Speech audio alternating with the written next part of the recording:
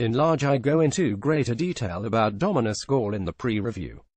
Here, I explain more about why you should care about his world. My feature-length look at Destiny 2's first 15 hours can be summed up as follows. The Destiny series has returned with a better story, superior zones to shoot bad guys in, and a more pronounced sense of purpose. It has also returned looking a hell of a lot like the series' first always-online, first-person shooting game. Those initial sessions left me optimistic about the state of the sequel, which is why I chose to cover it in pre-review format, all let alone in a positive manner. Still, I wanted to tell a more complete story of how much content ships in this game, and whether Destiny 2's network requirements might get in the way. 1 week of questing, shooting, and in-game collecting later, I have a verdict. I do this knowing fully well that Destiny 2 has content-related surprises up its robe-armored sleeves, thanks to weekly events and the like. But I have mostly reached the edges of the game's on-disc content and can see the full picture of what Bungie expects its fans to play for weeks and months on end.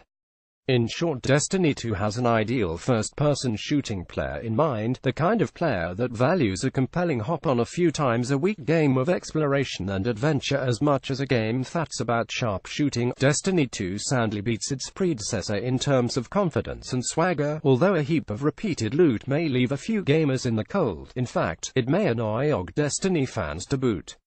Destiny 2 is what the first game should have been all along, which means, at long last, there's a Destiny game finally worth recommending. Why I've been late to work every day for a week. The Traveler, the giant floating orb from the original game, isn't in good shape. And this is the destructive craft that's making mincemeat of our precious Traveler. Depending on how much you played the original games, you'll receive various vignette shots that detail past adventures.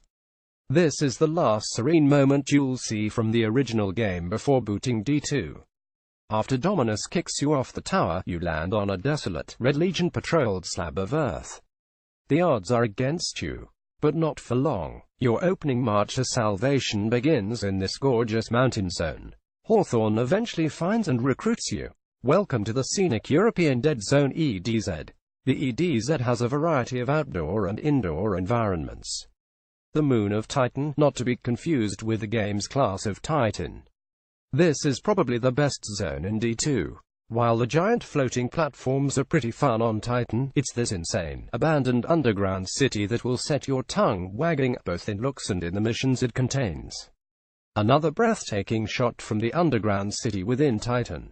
Some of Destiny 2's fire effects look goofy, but the lighting effects are out of this world, especially in action. Oh, yes. You get to ride a tanker too. Nessus cranks up the color thermometer quite a bit. Every screenshot I took of Cade 6 had some fun dialogue going on. Nathan Fillion really shines in his return to the series. This game may not change your mind about first-person platforming, but at least it looks good doing it. Lots of stuff goes boom in D2. Well, be cool about it, Cade. Swear. Won't even screenshot this moment. When you have advanced enough to unlock a new subclass, you head to this eerie, story-filled forest. Meet and hear from light projections of titans, warlocks, and hunters who've come before you. Ikora and Zavala have a chat. I really could have spent a lot of my D2 playtime taking screenshots. The whole world is so fully realized. Just, some weird crab sticking out of the ground. It'll start with the game's campaign, because it's the river from which all other Destiny 2 conversations must flow. The story doesn't expand much beyond what I saw during my pre-review sessions. An evil force known as the Red Legion has come to crack open the original game's Traveler, a massive, mysterious orb that floats over Earth and grants this series' heroes many powers, including immortality. You're one of the rare Guardian heroes who somehow regained your original powers after a terrible Red Legion attack. You are tasked with facing off against the Red Legion, disrupting its nefarious plans, and reclaiming the Traveler's powerful light force. There's a basic through line to the campaign. Your mission: explore new planets and moons. Find, assist, and regroup with the original game's Guardian leaders Ikora, Cade 6, and Zavala. For that, restore enough of your lost power, via experience points and increasingly better loot, to take on major Red Legion baddie Dominus Gaul. He's the one who opens the game by downgrading your Traveler-fueled powers in the first place. The trick about Destiny 2 is that the campaign isn't exactly a straight-line, choreographed run-through missions. There's definitely a progression, marked by highlight missions that you have to do in order. But the game is designed with a free-flowing, come-back for more system. This approach delivers combat around every corner and plot around some of those corners.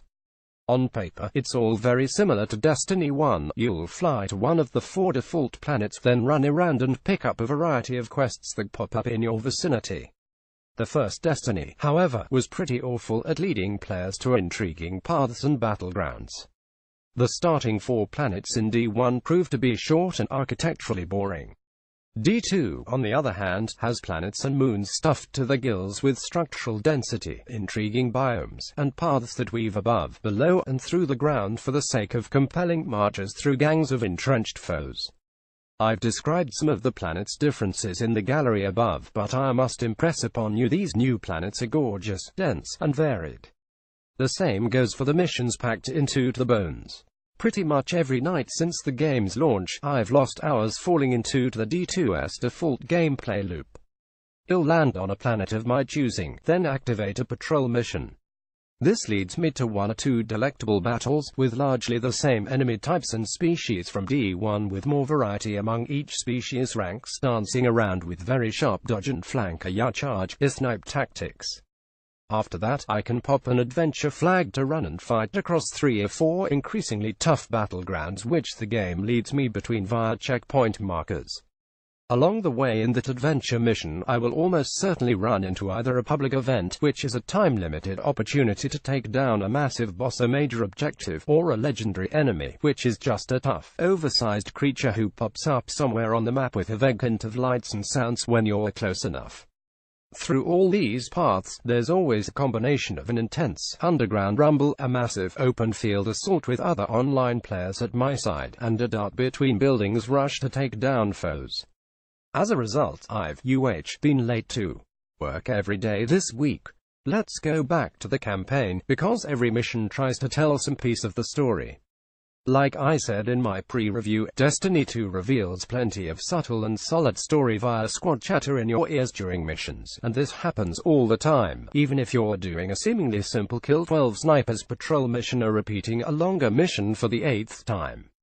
Destiny 2 understands that you're coming back to the same planets and possibly repeating or rehashing certain terrain many times. It wants to feel solid, fun, and an itsy bit revealing every single time. So it's not just good enough for me to say that Destiny 2's campaign is a tidier, more enjoyable, and far more sensible story of redemption and survival than D1. What's clever here is that Destiny 2 just keeps on dumping little bits of story even after you've beaten the campaign, especially since some awesome and memorable campaign missions unlock only after you've seen the game's ending, anyway. If you want a time estimate for the campaign, by the way, I'd measure it at about 12 hours, so long as you include those after campaign missions and a healthy portion of the affiliated, optional adventures. You can run through the mandatory missions far more quickly, though. In exchange for the drip-feed of character interactions and story tidbits, you have to accept that Bungie isn't interested in crafting a story about one great hero. You don't get a single, well-written protagonist to root for as you make your way across Destiny 2's planets. Bungie wants you to root for yourself, and to trick you into thinking these voice actors and the reams of dialogue are actually a bunch of people who are super into your Guardian status. The writing staff just about pulls it off, and I offer that as a huge compliment, since I found myself shocked to suspend disbelief for even a millisecond to think that Nathan Fillion's voice as Cade 6 was cheering, loudly and specifically, for me, the Titan with a shiny, sun bullet gun. Trading good content for power level points, every exotic piece of gear you pick up has a story attached. This, to some extent, replaces the Webonly Grimoire depository of text from the first game. Bungie just sorta goes nuts with these stories. This is a much younger version of this gun. I now shoot this bad boy at a power level of 274. I've waged some serious battles with this beast, as well. Strangely, Bungie rushes you into not giving a crap about roughly 1/3 of this content. At a certain point in your progress, Destiny 2 starts dumping unbelievable loads of experience points into your soldiers' coffers. The current D2 level cap is 20, and the climb from 15 to the max took me about an hour. That was way faster than the 10 or so hours I needed to reach level 15. Once you're level 20, your path to increased strength or power is through loot. Think dungeon crawler games like Diablo. At max level, you can only get stronger weapons and new abilities by making sure you equip all of your highest number items, then hoping that you pick up weapons and armor which will push those numbers up just a teensy-weensy bit with every loot pickup. Update: Bungie confirmed back in August that you no longer need to equip high-level items in order to reap the best possible rewards. Thanks to readers for pointing this out. As it turns out, by the end of my first week with the game, I had nearly maxed out every possible way to get better loot. Each week, players can take on missions and tasks in a number of categories, including the player versus player crucible, the special strike missions which must be played in a larger group, the extra long, extra hard raid missions which require even more players and power and weren't live in the game's first week, and more. Once you reach level 20, you'll only need about 10 hours of play throughout all that awesome content I listed earlier in the article, just romping around planets and picking up plot-filled adventures before Destiny 2 starts to laugh at you. Sorry, mate, it veritably says. Most of the discreetly programmed content littering our alien planets is meant for lesser players, and we've fast-forwarded you to a whole new tier of exotic loot. At this point, you can't just run around planets, raise hell, and be satisfied that your every action is accruing you a planet-specific currency to possibly get cooler loot. To max out your Destiny 2 strength, you have to start checking these weekly checklists of specific tasks, warping to those points, and doing what you're told. Otherwise, you'll be forbidden from the game's raid playlist of content, which requires a power level, the number determined by all of your equipped weapons and armor combined, of at least 280. As I write this, I have plateaued at 270, which is fine. You'll get my number bigger at some point. But I also have a few nifty unplayed adventure missions on my maps, and they aren't doing squat for my progress. That just seems silly on Bungie's part. Why not let the numbers grow a little more slowly? Update: after this article went live, I was informed that Bungie had announced a raid power level requirement of 260. Thus, I'm totally leveled up enough to start playing the raid content, which goes live on Wednesday. I apologize for the error. My suspicion, which nobody has confirmed: Bungie wants you to reach level 20 ASAP, because the game's microtransactions can't be purchased with real money until you reach level 20. These are almost all cosmetic, and the power-specific ones are wimpy, but there's still a real stink of bean counters rushing players through some of Destiny 2's coolest stuff just so we can start paying for loot boxes. I'm not sure this dooms Destiny 2 in terms of longer-term play. Bungie expects players to reach a level cap and get into a rhythm of playing then replaying certain content in hopes of earning those crazier, rarer guns and pieces of armor. But gosh, they didn't have to rush it that fast. This is a sequel, not an expansion pack. Right, page 2. Clans didn't come online until later in the game's launch week. Clans let friends group up officially within Destiny 2 to reap certain rewards for completing tasks in a group. They'll also get rewarded for leading solo players through tougher missions. The higher your clan level, the more perks you get during a season. The game doesn't say how long each season lasts. In terms of new planets and a built-from-scratch plot, yes, Destiny 2 is a bona fide sequel. There is simply so much battling to be done on these 4 new planets, and even as I slide into the game's slower grind period, I'm still appreciating tight combat, powerful weapons, and how the game's 3 character classes boost and assist each other, which is crucial, since the game feeds off of cooperative multiplayer gaming with friends and strangers alike. I love Destiny 2 at a 60 frames per second refresh, which, its PC beta version delivered to a very wide range of PC systems. But I'm also having a perfectly fine time with the game's 30 FPS, 1440p resolution version on PlayStation 4 Pro, mostly because it's a player versus environment kind of affair. My thoughts on the Crucible would almost certainly be kinda if I racked up that mode skills behind a keyboard and mouse control system, along with a faster visual refresh. And until we have the PC version in our hands and test both its vulnerabilities to hacks and its content refresh schedule, that version still has serious question marks. It's bad enough that the PC version launches so many weeks later on October 24th. What does that say for the game's weekly content drops and expansion packs? You better believe us will return with a deeper look at D2 on PC. Stay tuned. However, the number of new abilities and new weapons is slim. As exotic items began appearing in the inventories of original Destiny 1 players, they noticed that a ton of them were nearly exact repeats from the first game. That's not a lot of work being done by the game's weapon and armor design teams, if they're just lifting the best-known guns and accessories from the first game. This trickles down to general inventory somewhat. You're not seeing wild new takes on the game's basic arsenal, either.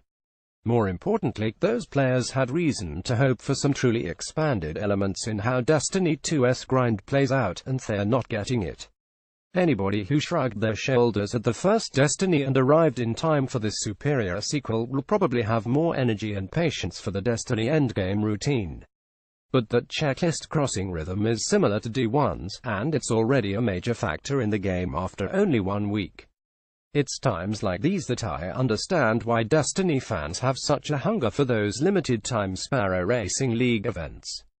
D2 is going to need serious diversions and interruptions to keep its fans happy over long stretches of time, and soon. Speaking of diversions, the game's versus modes, known as the Crucible, are fine enough for anybody who drinks the Destiny 2 Kool-Aid and wants something else to do with all their guns and superpowers. They include serviceable tweaks on the usual online PvP modes. For example, Call of Duty's Kill Confirmed mode, which requires picking up dead enemies' tokens, is here as supremacy. Everything else includes a mix of kills and zone capture objectives as your combat requirements. The 8 included deathmatch arenas offer a few highlights, but the best one, a strategically intriguing tower control map called Vostok, is a return from the first Destiny. Most of the other maps are flat, walled-off gardens that feel somewhere between older Call of Duty games and the flat battlegrounds from the era of GoldenEye and Time Splitters. I call those similarities out because Destiny 2 combines flat maps, Guardian superpowers, and a reduced team size, now down to 4 combatants per side, compared to D1's 6-player teams.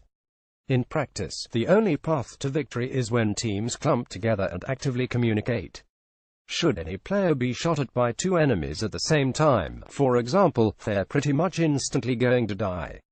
That was the case in D1 to some extent, but smaller team sizes mean superpowers and other tide-turning attacks have a much greater impact due to sheer team percentages affected. A Crucible's you need an entrenched squad to win mentality seems peculiar for a game in which multiplayer versus combat is the afterthought to a really fun cooperative game, and one that encourages 3-player fire teams, which just don't fit into 4-player versus squads. It's like hot dog wieners and hot dog buns coming in different package sizes. She's Bungie. I wouldn't say the Crucible is bad, but I certainly see nothing in its combination of maps, modes, and power and roster-based imbalances that make me believe it's worth pushing other games off the shelf. My advice: jump in every once in a while to pick up weekly bonuses, revel in the mode's few truly brilliant level and combat-based moments, then quit as soon as you get annoyed by its severe issues so you can go back to the better content. The network and the future in large. Yes, I got these errors nearly once a day while reviewing the game, but they almost always came when I was booting from a PS4 that had been in rest mode. A quick close and restart almost always did the trick. In very good news, network connectivity has yet to impede my Destiny 2 gameplay. A screenshot above shows a network connection error I ran into a few times when turning my PS4 on after being away for a few hours. It required me to hard reset the game, and then I was back in action. On launch night, on weekends, and during primetime hours, Destiny 2 kept its head above network water. That's cold comfort for anybody who just wants to explore Destiny 2's planets all by themselves, without an internet connection, though I'm happy that Destiny 2 at least does a solid job connecting random players together for thrilling public event battles and the like. I'm enjoying Destiny 2, and I see myself carving out time to play the game on a semi-regular basis with friends. I like the way it convinces me that I'm a superhero, and I like the social and communicative aspects built into some incredibly solid, Halo-resembling flank and wave combat. But the winning formula of this game has been sitting out in the open for a couple of years now, and Bungie clearly spent more time focusing on getting the series' existing ideas down pat instead of expanding the scope and making Destiny 2 feel like a step into a larger gameplay universe. I see BioWare's Anthem on the horizon, with its hoverjets and big party battles and its shameless aping of Destiny's core formula, and I wonder how much that game is going to blow past the space station that Bungie has only begun to put the final touches on. I hope for a bigger, wilder space adventure there. And who's to say Borderlands 3 won't soon arrive with its own boost to coup, random gun mayhem. Until then, I have Destiny 2, a game that knows exactly what it is, and isn't. D2 is bigger and better than its predecessor, and it keeps me coming back with mixed expectations of better loot, and clearer expectations of a good shooting time with friends. The former is fine, but the latter is what makes me recommend Destiny 2 right now for anybody eager for the next great shit-and-shoot gaming franchise. The good everything good about D1, namely, its enemy variety and Halo-caliber shooter guns, returns with refinement. It wasn't hard for D2 to surpass D1's amount and variety of content. But D2 blows way past the first to rival other major coup adventure games for worlds worth exploring, repeating, and newly discovering. This is how you tell a story that makes the player the hero. It's also how you weave story into content that players are expected to repeat ad nauseum with friends. What's that over there? More stuff to do at all times, on all planets, and it's fun stuff. There's a beautiful screenshot worth snapping at every turn in this marvelously lit game. The aesthetic design is rounded out by sumptuous music, explosive audio effects, and top-notch voiceover work. Not many strike missions at launch, but gosh, do they pop with masterfully paced rises and falls in tension and explosive insanity. The baddie rush to level players up renders too much of the game's scripted and choreographed content worthless in the face of Destiny 2's grind for higher value items. Anyone who's stuck with Destiny 1 through all of its expansions and bad writing is punished by too many returning powers, items, and perks. Leveling up feels more yawn-worthy for Destiny vets. Crucible content has been shrunk down for the sake of faster, more explosive fights, and the mode's fun factor suffers as a result. The ugly D2 had to do so much catch-up to right D1's wrongs that the competition has plenty of room to surpass Bungie's efforts before long. Question marks remain about how left-behind PC players will be by a staggered release schedule. Verdict: online coup fans should buy. First-person combat fans have to try.